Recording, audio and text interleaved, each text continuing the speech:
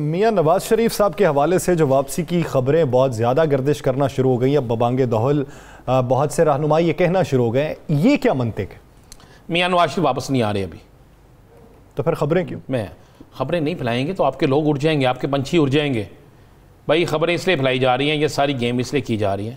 मियां साहब की क्या पाकिस्तान के दो बड़े सीनियर सहाफ़ियों के साथ जिन्होंने दूसरे नंबरों से टेलीफोन किए, क्या 3 दिन पहले लंबी चौड़ी मुशावरत नहीं हुई? क्या उस मुशावरत के बाद ये फ़ैसला नहीं किया गया कि जनाब इस गेम को आगे लेकर चलें और ये शो डालें कि मियां साहब वापस आ रहे हैं, ताकि इनके जो लोग हैं उनमें मायूसी ख़त्म हो और ये कैंपेन बने कि मियां साहब आ रहे हैं जी, हमने अब कहीं नहीं जाना।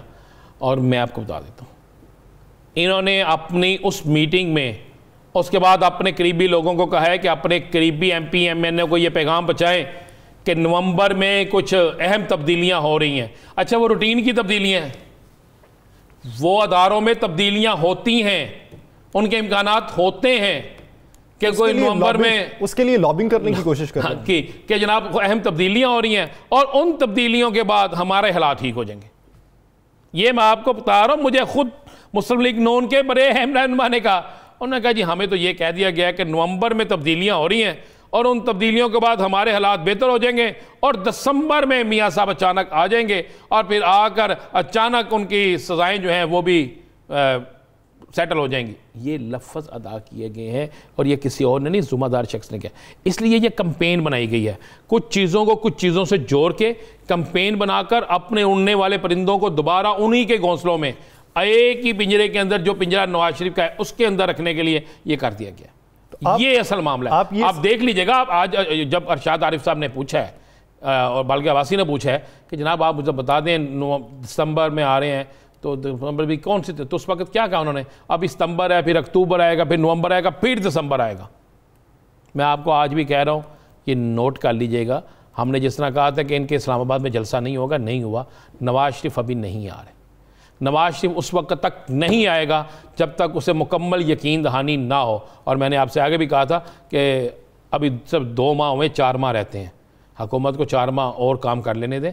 अगर हुकूमत अपना गोल अचीव कर गई तो फिर डील ढील शील कुछ भी नहीं होगा। ब्रेक पे जाने से पहले एक आखिरी सवाल, क्या आप ये समझते हैं कि अगले 6 माह के बाद पाकिस्तान मुस्लिम लीग नून में छांटी भी हो सकती है? मुस्लिम लीग नून में छांटियों का अमल शुरू हो चुका है। मैं आपको एक और बात बड़ी बता दूँ, तहरीक इंसाफ के अंदर भी कुछ लोगों पे निशान लग गए हैं और मुस्लिम लीग नून के अंदर भी मरियम ने भी कुछ लोगों पे निशान लगा लिए और शहबाज शरीफ ने भी लगा लिए। दोनों तरफ से निशान लग गए। और मैं आपको बताऊं, ये खौफ क्यों आ रहा है, चेयरमैन नैब से भी मुस्लिम लीग नून क्यों डर रही है?